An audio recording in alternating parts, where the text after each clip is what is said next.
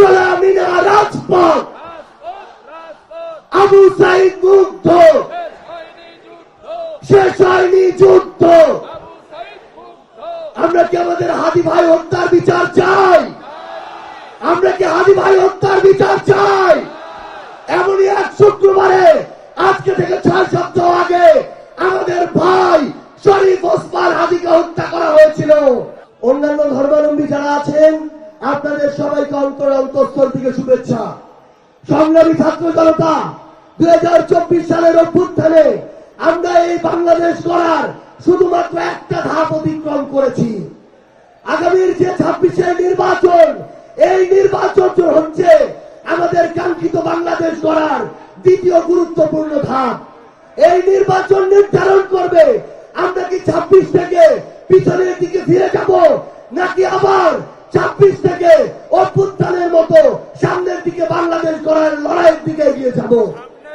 আমরা সামনের দিকে এগিয়ে যাব কিনা? চাঁদাবাজদের বিরুদ্ধে লড়াই চলবে কিনা? দখলদারদের বিরুদ্ধে লড়াই চলবে কিনা? মিথ্যা মামলার বাণিজ্য যারা করছে তাদের বিরুদ্ধে লড়াই চলবে কিনা? যারা মানুষকে হুমকি দিচ্ছে, হয়রানি করছে, তাদেরকে আমরা বয়কট করব কিনা?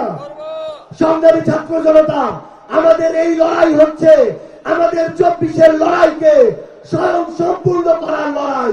সংগ্রামী ছাত্র জনতা, প্রত্যেকের কাছে একটা বার্তা পৌঁছে দিতে হবে।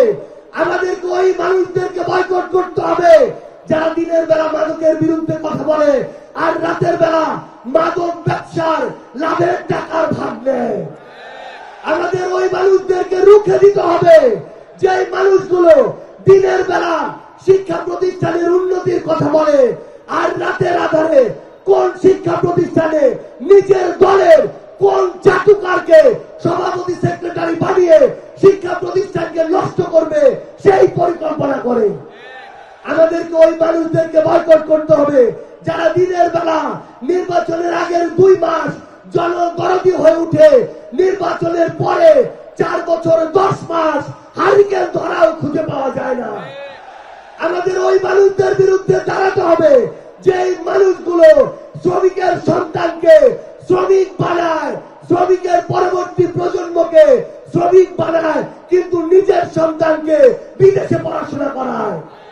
আমাদের ওই মানুষদের বিরুদ্ধে আমাদের লড়াইটা চালিয়ে যেতে হবে। যে মানুষগুলো নিরপেক্ষ প্রশাসনের কথা বলে কিন্তু রাতের আধারে প্রশাসনকে প্রভাবিত করে নিরপরাধ মানুষদেরকে হয়রানি করে। সংগ্রামী ছাত্র জনতা, আমি শুধু আপনাদেরকে এই অনুরোধটাই করব, মহান আল্লাহ তাআলা স্বাধীনতার পরে এই প্রথমবারের মতো আমাদেরকে এই সুযোগ দিয়েছেন। আগামী 50 বছরেও এই সুযোগ আসবে কিনা আমরা জানি না।